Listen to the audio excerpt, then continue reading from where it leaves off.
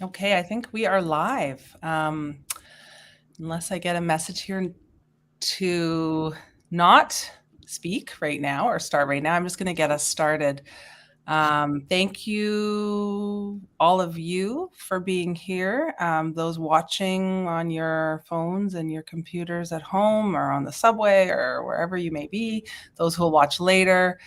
And thanks to our team here on this Facebook Live. We want to talk about what is happening right now, the protests, the resistance in China, in East Turkestan, in Hong Kong, in Tibet, and what it means to all of us as people from frontline affected communities, as activists, as Tibetans, as Uyghurs, as Hongkongers, as allies. So yeah, we'll just get started. I'm not going to talk too much. And I think we'll have everyone just introduce themselves. So I'm Hladin Tetong. I am Tibetan, born and raised in Canada, and I am the director of Tibet Action Institute. And please, Rahima, do you want to go next? Hi, everyone, and good to see you. My name is Rahima Mahmoud. I'm a singer, activist from East Turkestan. Currently, I'm the UK director of the World Uyghur Congress and executive director of the Stop Uyghur Genocide campaign. Great, thank you, Tendor. Hi, my name is Tendor. I am a senior researcher and strategist at the Tibet Action Institute, and I'm also a student. I'm a graduate student at Columbia University. Francis? Hi, everyone. This is Francis. I'm currently working at the Committee for Freedom in Hong Kong Foundation as the Policy and Advocacy Coordinator. And I'm also heading an organization called We the Hongkongers, which is an organization that promotes Hong Kong culture and identity in the U.S. Very happy to be here. Great, thanks. Babur? Hi, everyone. My name is Bob Realty. I'm the program director at Campaign for Uyghurs. And Lobsang Tsetan. Hi, I'm Lobsang Tsetan. I was born and brought up in exile, and I'm currently the programs coordinator at SFT International. Great, thanks all. So jumping right into it, just if we could start with a go around, really, how are people feeling? What are you thinking? What's top of mind right now as we watch with hope and excitement and I'm sure fear what is happening in our homelands in East Turkestan, in Tibet, in Hong Kong, what's happening obviously in China, the protests that have sprung up not just against the COVID lockdown, but against Xi Jinping, the Communist Party, and authoritarianism and totalitarianism, against the whole system. And yeah, just please, if you could, we'll just take turns, everyone talk about what you're feeling in this moment. And maybe we could start with Rahima. Yes. I mean, since the start of the protest, it's true that this makes us feel excited and also feel hopeful. But at the same time, you worry about the people, what is going to happen to them. And also, it's really good to see that the young Chinese students, been very inactive for so long, finally, protesting here in London and many other cities. And we must remember this is not, the start wasn't the slogan as like democracy and freedom. Well, rather, 解封 means end the lockdown. And then gradually, people started to say things like down with the CCP, down with Xi Jinping, and calling for democracy. And also a lot of debates on Twitter, on social media. As Uyghur myself, many are supporting some. There are some also conflicts as well. People believe that the Han Chinese, the students or the protesters, they're protesting there not because of what happened to people in East Turkestan or in Tibet, or rather simply because they see something that what is coming to them. Obviously, the fire that triggered the protest, but it's, I mean, strange to see for so long people been just quiet. I mean, this lockdown situation on and off been happening for so long. And, people in China, we didn't really see the resistance until, the fire that triggered.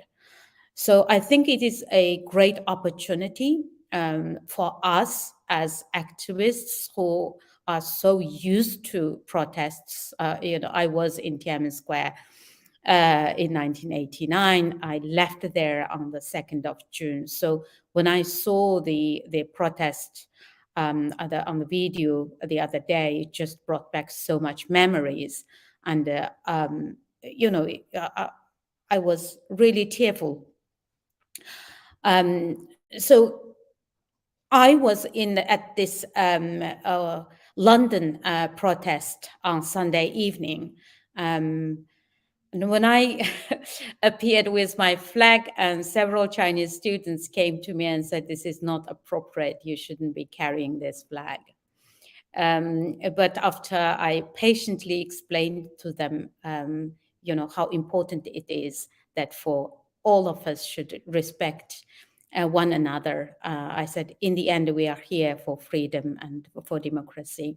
And I'm not in Beijing, I'm in London. So, please respect my right as well. I respect your right. And I am very, very encouraged to see that so many people came here.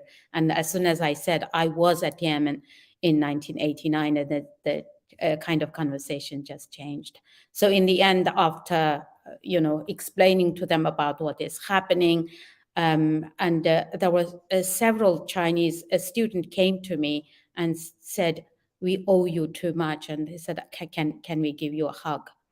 So this is the opportunity for us to really dialogue, communicate, and explain, and to these protesters, even though they are not there because of us, because what is happening to the Uyghurs, the concentration camps, the genocide, but it's the opportunity for us to really educate them. Brilliant. Thank you. What a perspective, and the tie-in with Tiananmen Square is so powerful and poignant and meaningful, as I'm sure it was for those students or those young people to hear that from you in London. Maybe we could go, Francis. How are you feeling right now? You're in exile from Hong Kong. You've just, gone through so much yourself, personally, and of course, as a people, the Hong Kong people. How are you feeling? What are you thinking in this moment? I actually, Rahima's, what she said, it really resonated to me, and I think to a lot of the Hong Kongers who are looking at the movement right now. I think a lot of us have mixed feelings about it, and we're still trying to position ourselves in this movement, and trying to find a way for us to find our position in the movement, because obviously a lot of us were not only oppressed by the CCP, but also oppressed by the people who were coming from China. A lot of times we have experienced, transnational repression. And a lot of times these agencies are obviously, international students from China.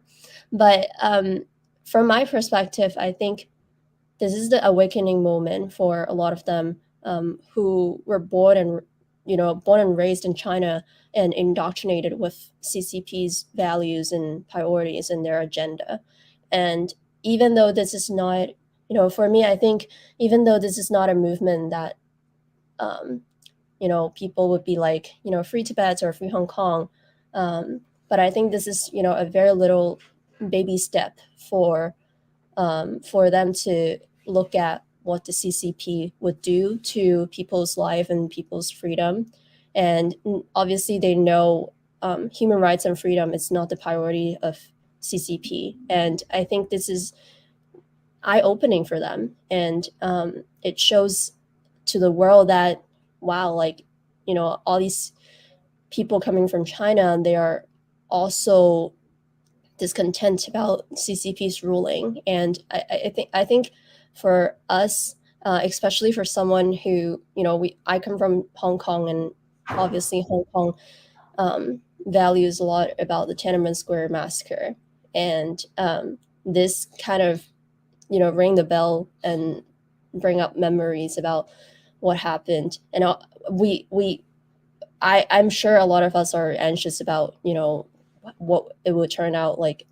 We don't want it to be, a second Tiananmen Square massacre. But I think we're all watching closely and hopefully to support as much as we can.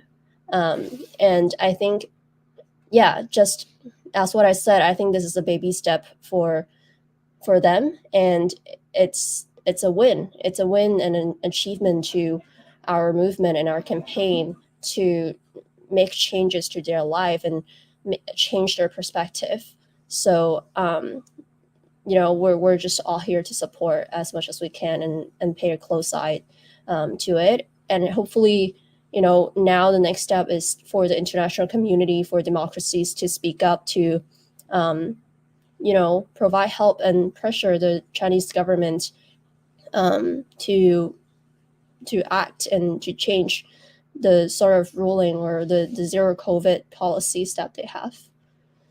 But yeah, I feel very empowered when I see, even though the demands for, even though free Tibet, free Hong Kong, these kind of stuff is not in their main demands, I can see I saw a lot of videos online that, when Tibetans or Uyghurs and Hong Kongers goes to, protest, they would have conversations with the Chinese citizens who were involved in the movement. And then turns out they would have a great conversations, and the crowd starts to yell and chant free Hong Kong and free Tibet. I think this is very encouraging. And this is just something that we should look after and support.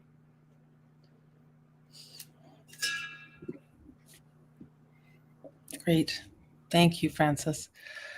Maybe Lobsang Tsedenla, how are you feeling? What are you thinking right now as you watch all of this unfolding? Seeing the protest in different cities in China is truly inspiring, and also not just in China, but also in free countries in the US, where there's a huge involvement of Chinese international students in this protest, are really inspiring. Because 2 weeks ago, so if someone told me that there'll be 500 Chinese international students outside a Chinese consulate on a Tuesday evening, I would not have believed it. I would have just laughed it off. But the things are different now. Things have changed. I feel like what started off as a protest against a zero COVID policy has really changed into something else. Now you see people are demanding democracy. People are calling out Xi Jinping.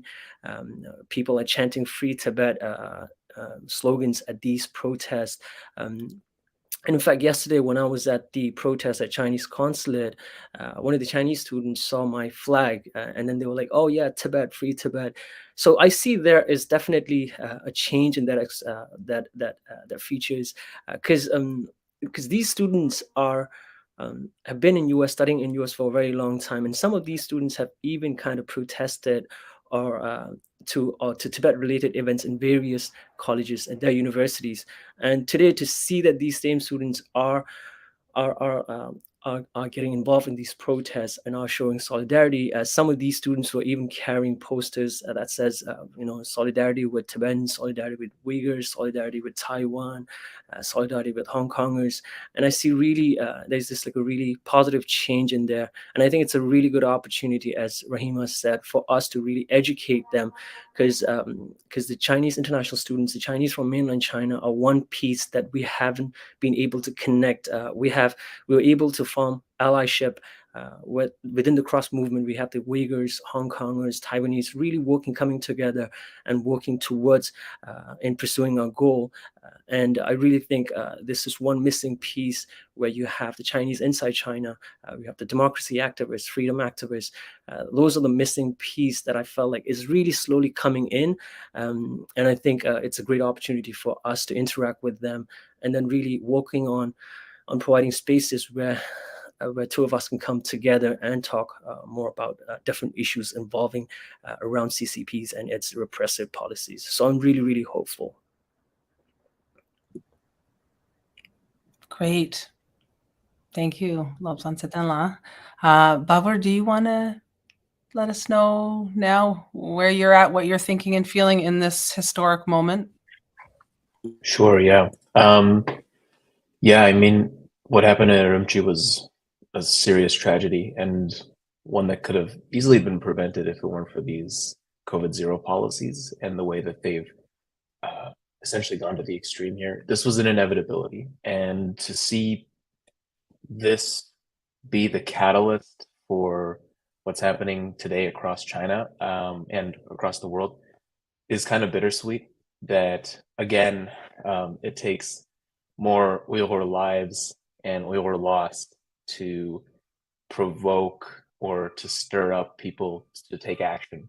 I'm glad to see action. I'm glad to see these people on the street, and I'm glad to see the support for them. But it seems like there's a consistency in that it takes, the lives of Uyghurs, or the lives of Tibetans or Hong Kongers to stir this kind of international movement. And I've seen here and there some stuff.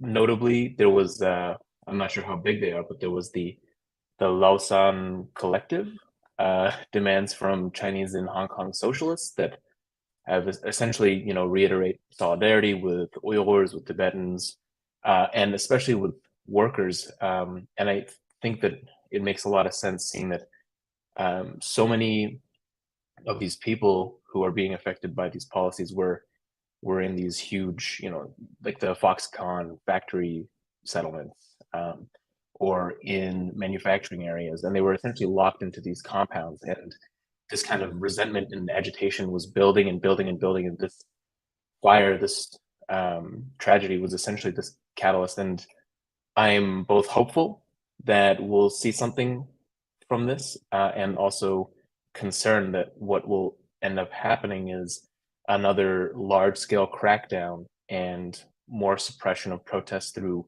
brutal, violent measures. And I think it's really important that outside of China, outside of East Turkestan, Tibet, Hong Kong, we continue to talk about this and put pressure on, the Chinese government, as well as supporting the diasporas and the international Chinese community in continuing to make sure this is in the spotlight. Thank you. Tendor.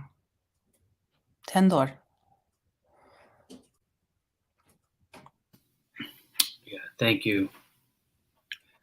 I mostly want to echo what everyone else said. I think this moment is inspiring and hopeful in so many different ways. And for me, there was a couple of things that stand out in recent days, and one of them is just to think about, like what Tsetan said, just a couple of weeks ago, something like this would have been impossible. and we, in our communities, we more than any other communities are aware of the fact, right, that the mainstream Chinese community, the mainstream Chinese society had, until recently, had very little sympathy for people who looked different, people who spoke a different language, people who worshipped a different faith. Basically, through all the years of oppression, it has for us been mostly very, very difficult to get anybody to listen, right? And now, for the first time, I think, for the first time in history, I think the marginalized community has been somehow humanized for the Chinese people through the zero COVID lockdowns, through the fire in Urumqi.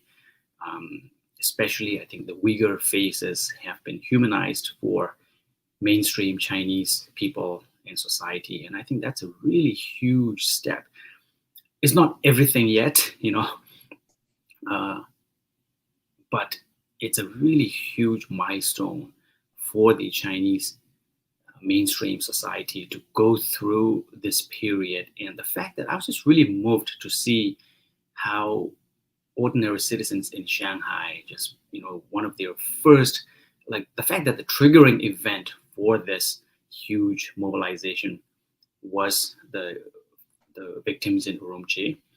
And also the fact that, the first place that people in Shanghai gathered at was Urumqi Street, and how that kind of theme just spread all over various cities across China, and then all of the international college campuses out here as well.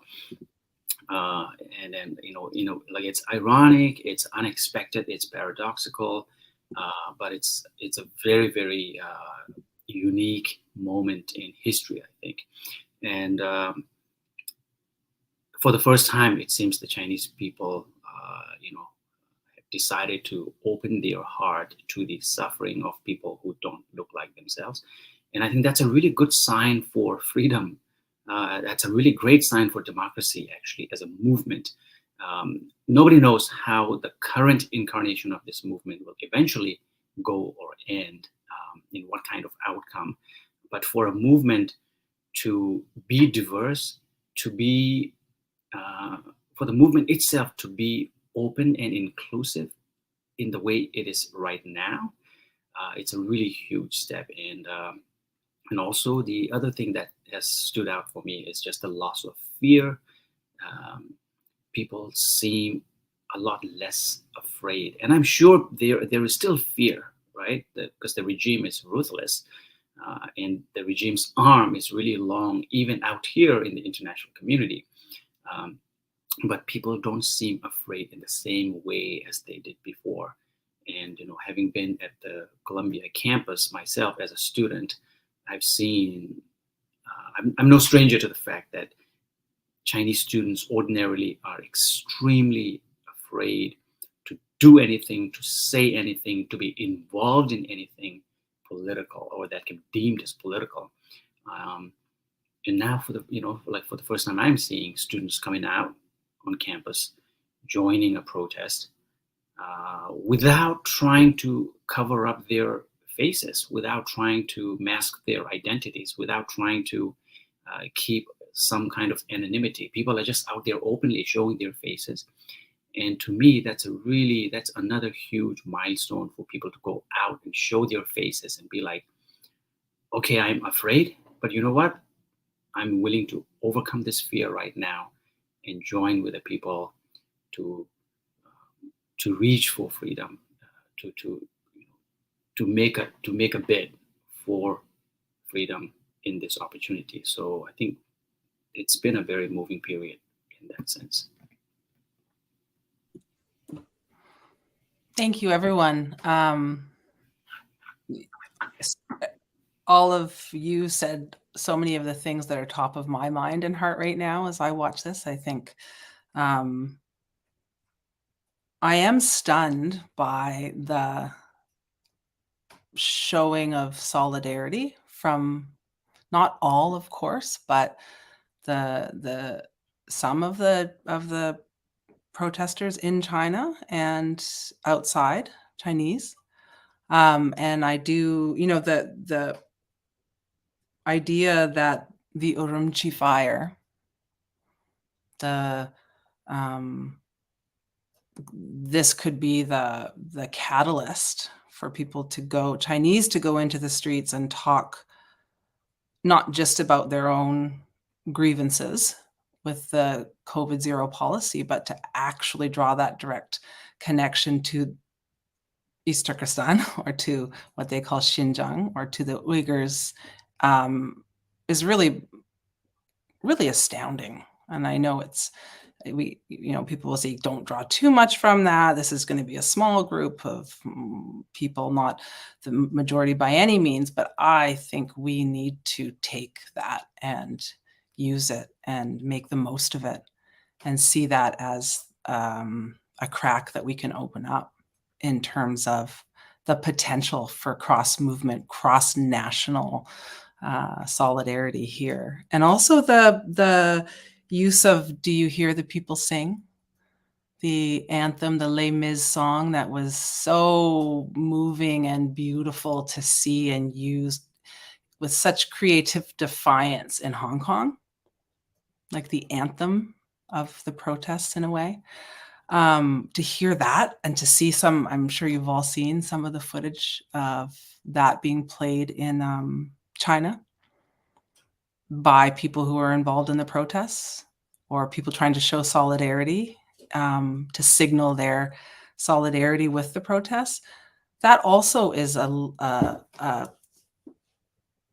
just think a beautiful linkage between our peoples, between the movements. I know, again, it's not everybody, but we have to know, and we understand that there are many Chinese national citizens there and abroad who have been feeling solidarity with us. And they may not be the majority, they may be far from the majority, but that is a significant development that is coming out into the open now in some way. And yeah, I just want to quickly go back to how this got started and just talk about, so can I just confirm with Rahima and Babur that it's 44 people that died in the Urumqi fires, as we know right now from what we can tell. I just want to, people keep using 10 people, the number 10. And I know we may not know for certain, but I just feel like it's important to acknowledge that, of course, that number is not probably true, that the number is so much greater, so much higher, of the lives that were lost. Rahima, could we just, I just feel like this is an important moment to talk about that. Yes. From all the previous protests, including the Tiananmen massacre, up until now, we don't have the actual number. In the beginning, they said about 100. And the Uyghur massacre, we know over 100 died, but at the time, they also underplayed. Urumqi massacre was same. But although this is not a massacre, this is an accident, but it's man-made accident and man-made incident. And you can see that the blocks, people cannot flee. And then you have this fire. You can, people lived in London, we know what happened to the Grenfell Tower, how many people died there.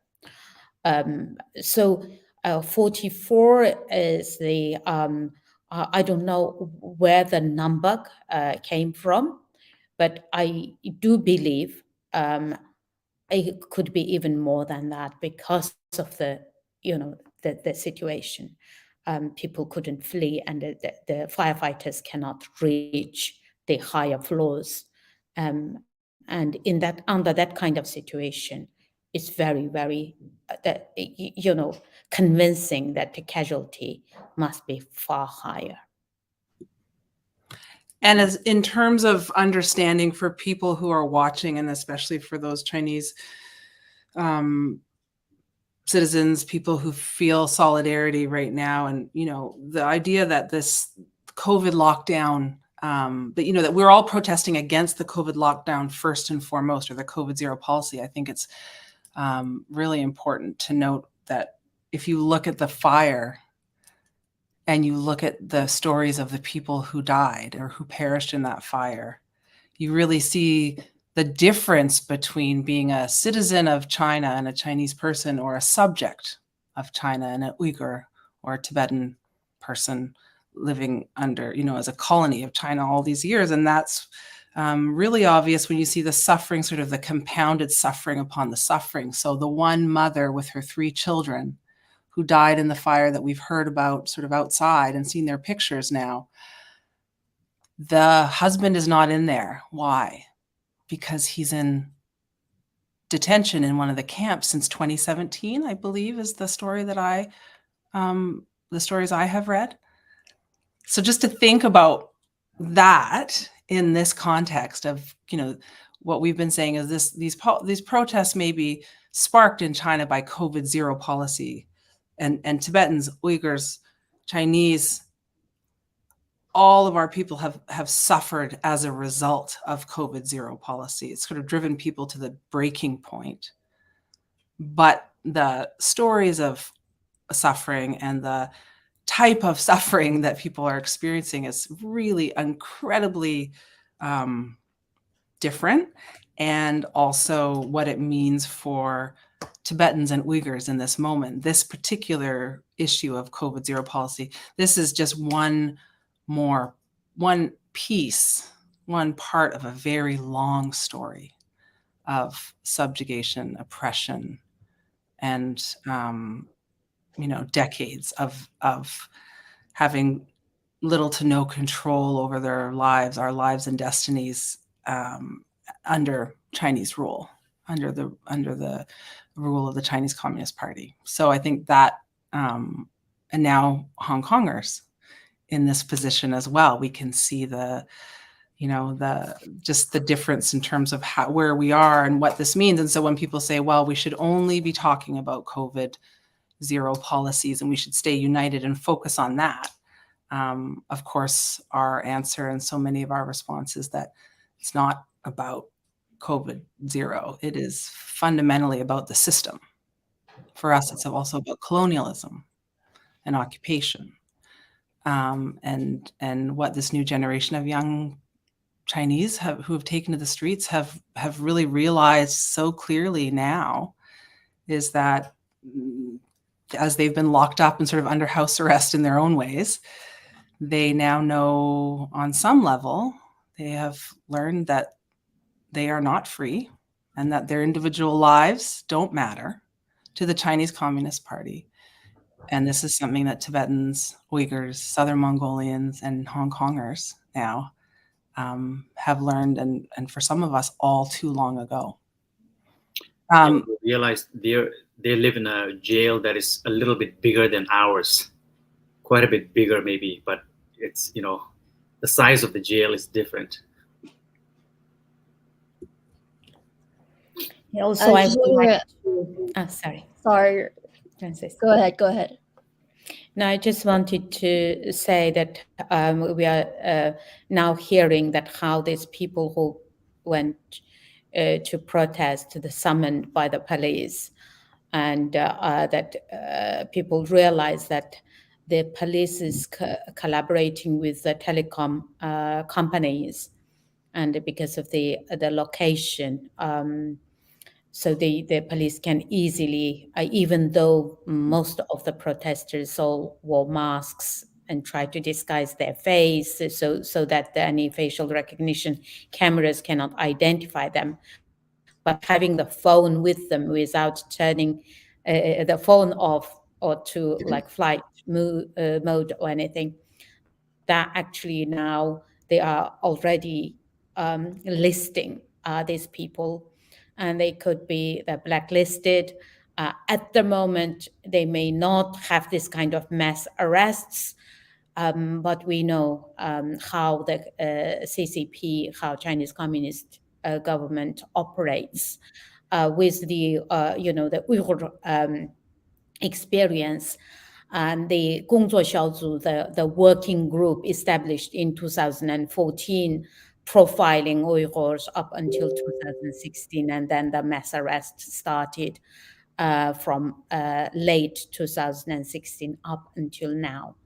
So people have to learn, also understand from the history of how the CCP oppress and round up and arrest, torture, and using the high-tech surveillance to complete control of people's lives.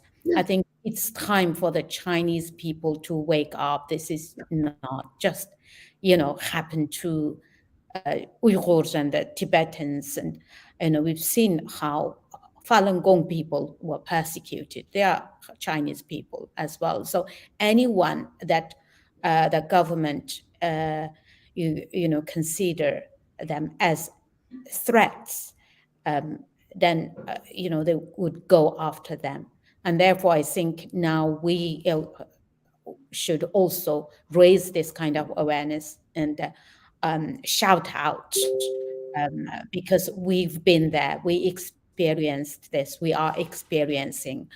And therefore, I think it's sad that people have to only come to become your ally after they themselves experience something really, really terrible. But there's so much lessons there that to be learned. In the end, we are all human beings, and we all just want freedom, to be free, to live freely, to be happy. I completely agree with you. I think not only the Chinese citizens have to wake up, it's not just their time, it's also a time for, the international communities to open their eyes and see, Chinese citizens facing this great repression under the CCP's rule. They're also standing up against the CCP and, fighting for freedom. I think this is a strong evidence and a proof for international communities to see what CCPs are up to and what kind of repressions that they're putting to their own citizens.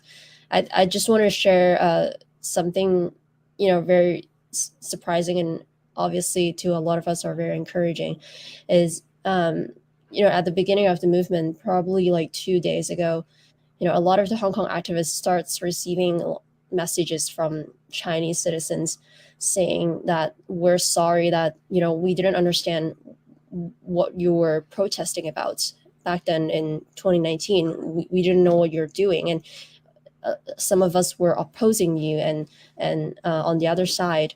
But now we're start to understand what's happening and we're standing with you guys. And I think for us, it's very touching to hear that, even though we're,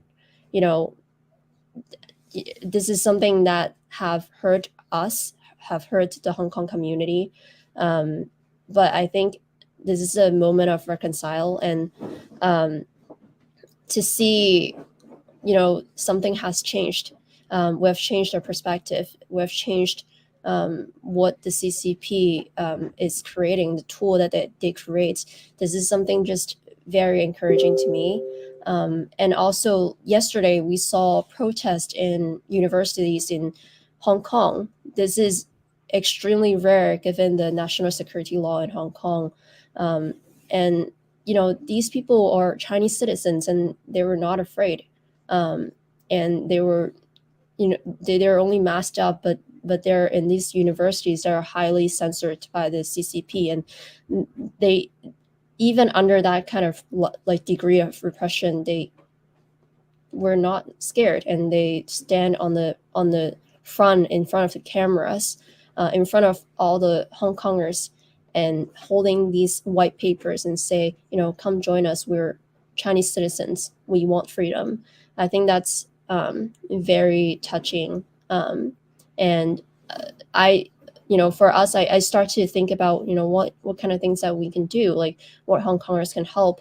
And I think, today I saw a post about the Chinese, there are Twitter's accounts created by China and, writing in Chinese, using the hashtag of different cities in China to wash away what's happening in China, to wash away the post about China.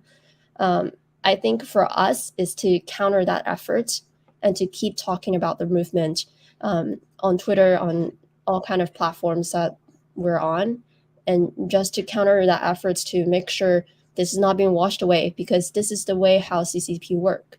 They want to wash away everything, the atrocities that they have done, and so the other people can still turn a blind eyes and say that this is not common.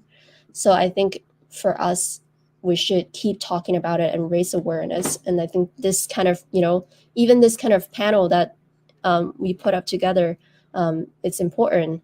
It's an important discussion at the right time. So very glad that we're having this discussion. And I hope that we're not forgetting this movement and we continue to discuss about it on social media. Just to add on what Francis just said, I genuinely believe that we as organizers in exile can really come up with programs and events, especially focusing on universities and colleges and providing space where we can really interact with these international Chinese students. What I also find very interesting is also one of the things that has been said so many times in all the medias is that this protest is one of the largest since Tiananmen Square protests. This has already been like 30 years or so, and it's because in the past 30 years or so, you have a new generation coming up, and this generation is one generation that has seen the crackdown in Hong Kong, heard about the concentration camp in East Turkestan, has learned about what's happening in Tibet, the cultural repressive policies, whether there's a colonial boarding school, whether it's DNA sampling. They're just now getting to learn about it. They're excited about it. And also, I think they are taking this huge step, risking their families. As Francis said, many of them yesterday I saw at the Chinese consulate were speaking up to the media without any mask and such. So they are taking this risk. And I think it's a really good opportunity for us as organizers in exile to really focus on these Chinese students and then come up with programs where we can interact with them and educate them about what's happening in Tibet and in East Turkestan, in Hong Kong, and all the other places as well. Yeah.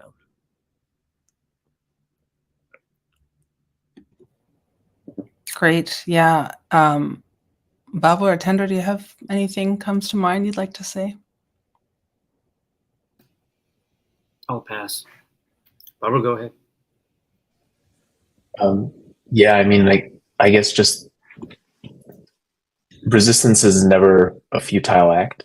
It can feel like that at times, like, you're pushing against a wall and it's not budging. But the reality is that systems everywhere on Earth, everywhere in the universe are entropic. They dissolve, they fall apart, and it takes effort to keep them and maintain them. And I think that more than most, authoritarian regimes, dictatorships have more of that entropic momentum. They need more effort and power to maintain themselves than anything else. They fall apart quicker. And that is why you see such a violent response to protests constantly, because these are cracks in the wall where people can get through. And I think what we're seeing is the regime is doubling down on COVID zero. It's doubling down on their authoritarian stance towards not only Han Chinese people, but Uyghurs, Tibetans, Hong Kongers, everyone. And continuing these acts of resistance will speed up that entropic momentum. It'll make it harder and harder for the regime to maintain control and total complicity, total silence, total oppression and repression. And it's absolutely necessary that we outside, as well as the people in China, continue to fight back, continue to resist, and continue to protest. It just makes it harder and harder for the CCP to keep everything quiet. and to try to bring it back to what they want, which is their normal, which is total control over everyone in China. You said resistance is never futile, and I think of something Tendor tweeted the other day. Tendor, do you want to talk about Bridgeman? Yeah, sure. Yeah, I think a lot of people were having similar thoughts about the consequence of resistance. Just, a stand taken by just one person among a million, right? And I remember, yeah, like just a few weeks ago when the party congress was going on in Beijing, one lone Chinese individual staged a protest on the Sitong Bridge. I'm not sure if I'm saying the name of the bridge correctly, Sitong Bridge. And basically, yeah, it broke the internet. But within like less than an hour, the person was taken away, right? And we never heard from him again. And in the following days, I did sense from many commentators just this feeling of defeatism, or a feeling of, I don't know if pessimism is the right word, just something like resignation, a normalization of resignation when it comes to the Chinese government. We have been so indoctrinated and so much socialized to believe that anything you do, anything I do, anything we do against the Chinese Communist Party is completely useless, is completely futile, it's completely ineffective, it will have no impact whatsoever, right? And people started to believe that. And that was the sentiment that I was sensing coming from so many analysts, commentators in those days, saying, okay, this guy, like, he's very brave, but what happens in China is like you get taken away and you rot in jail, and in a couple of days everybody moves on and nothing changes.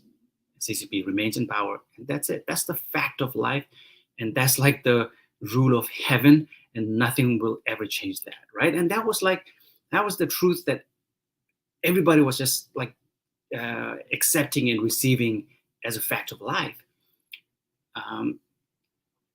But now, like, after seeing all the major protests in China, in all these different cities, it's like there was no doubt how many people were inspired by this one man's example, right? And I want to say his name. Please remind me his name.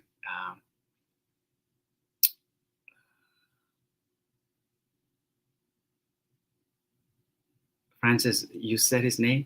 Like, I think you were on mute. No, I was thinking. I only remember his surname He is. was using a pseudonym. Oh no, I don't remember. Okay, like, Satan, please help me look it up. But basically, yeah, like he had this huge impact, and all of the protests that we are seeing, we can feel the spirit of the impact that he made, right? And I think part of this is also an idea, even in the international community, the idea that the Chinese government will never change, and it's a fact of life that we will always have to live with, and it's a fact of life that people in China and in the occupied territories will always have to live under repression, under dictatorship, and they will never be able to live in democracy and in freedom. Peng Zaizhou, right? Peng Zaizhou. And I think he had like a pseudonym, and I think his real name was something like Peng Lifa or something like that. But it was his picture that I shared on Twitter the other day, basically trying to make the point that there is no active resistance that's ever in vain.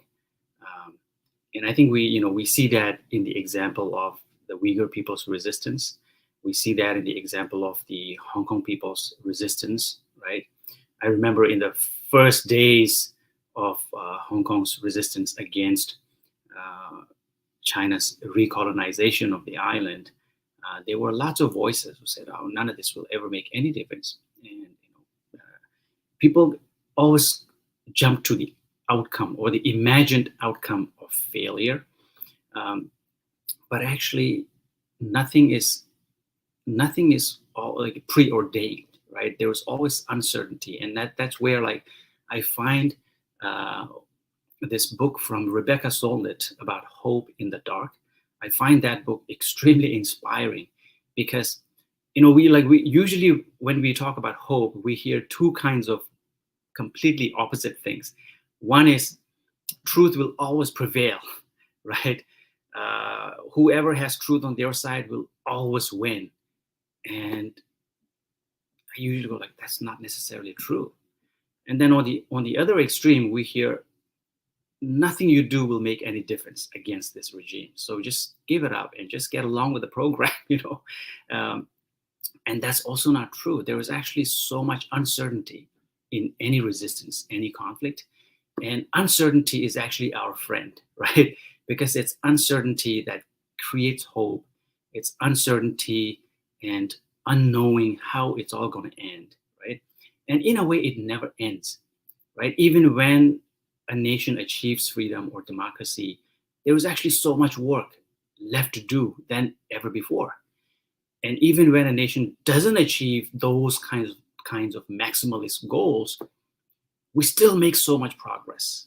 And whether it's the 2008 uprising in Tibet or the latest examples in Hong Kong, just by having those huge mass movements, you have awakened the people's conscience, people's consciousness.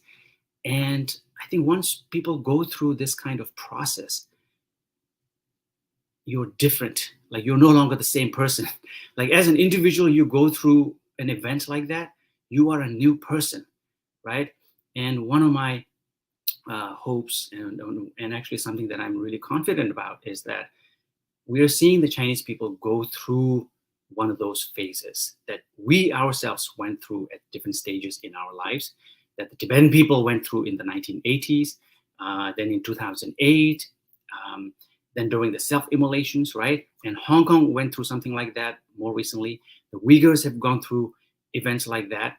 And now we are seeing the Chinese people, a new generation, post-Tiananmen generation, going through this kind of cathartic upheaval, new political moment, new awakening in their lifetime. And they will be changed forever by this event, no matter what happens next week, no matter what happens next month. And this is something to be encouraged, something to be celebrated, something to be welcomed. Because I remember a quote from Harry Wu, a well-known Chinese lifelong activist who died a few years ago. And he said, if the Chinese people decided, and he was speaking at a Tibetan event at the time, he said, if the Chinese people at large decided that Tibetans should no longer suffer under China, that is what it will take for the Tibetans to get their freedom. Right? Because so many times we try to separate the government from the people. And it is true, government is different from the people, right? But they're also linked. And when we say things like, it's only the Chinese government that decides everything and Chinese people have no responsibility, there's nothing they can do, so don't expect anything from them, don't put any extra responsibility on them because they are themselves oppressed. What we are doing is we're taking agency away from the Chinese people. And this is a quarter of the world's population. They have agency. They have responsibility. Give them some respect. Don't patronize them. Don't infantilize this society. And I think right now is one of those openings, those moments and opportunities where we have room, we have possibility for something entirely different, a new kind of freedom for humanity. And in spite of everything that's imperfect, I think there is so much we can do together.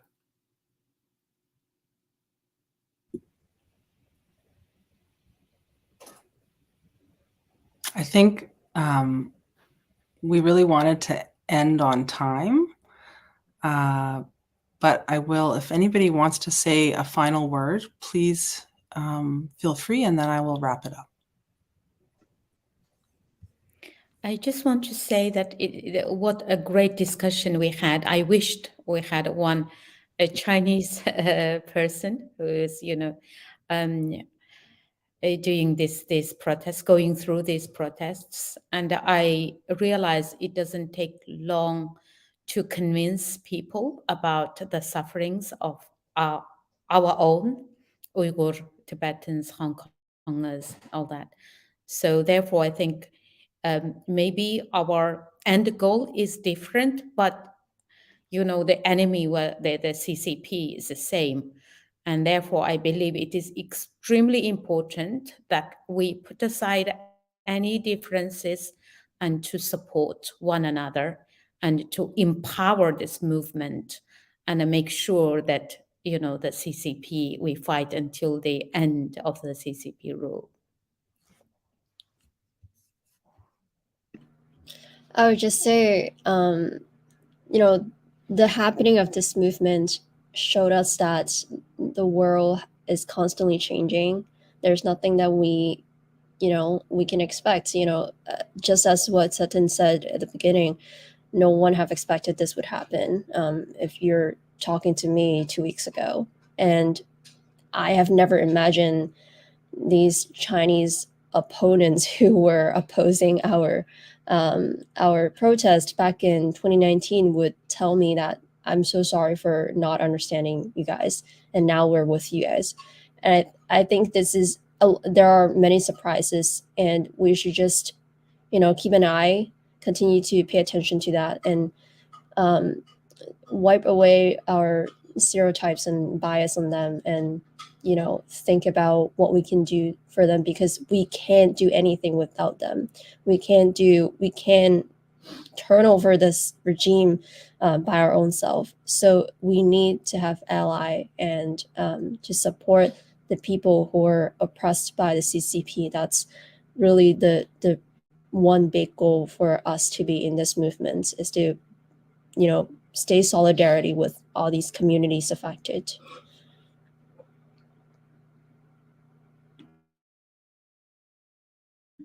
Yeah, just a closing remark. I'm really hopeful of what I've been seeing. And like I said earlier, I genuinely believe that the Chinese students and the Chinese activists inside China are that one missing piece that we are in need of for the downfall of CCP. And I see it happening. And hopefully there'll be more discussions like that where we can interact and talk with the Chinese students or the Chinese activists from China. So I'm really hopeful. Yeah, thank you all for joining. Sorry that we couldn't have one of our Chinese activist friends, colleagues with us, but we did. Everybody's very busy right now. And I just wanted to end with the same thought, that our fates are interlinked, that what happens to one of us affects us all. What happened to Tibet, to East Turkestan, the Uyghurs, to what's ongoing there, surveillance, repression, all of it. We see how it has happened to Hong Kong, how it impacts the Chinese people. We can see the threat on Taiwan. And the international community also needs to see that there is a direct threat to all of our freedom and rights when the Chinese government is so powerful, especially in terms of surveillance, DNA collection, and all of the sort of high-tech authoritarianism that they are advancing and exporting to the world. So we'll work together. We'll do more of this. Thank you all for joining. Thanks to everyone who's watching. And we will continue our resistance and continue whatever we need to do to support the protesters in China, to support our own movements, and to work together now and in the coming weeks and months especially. Thanks. Thank you. Thanks a lot. Thank you. Thank you.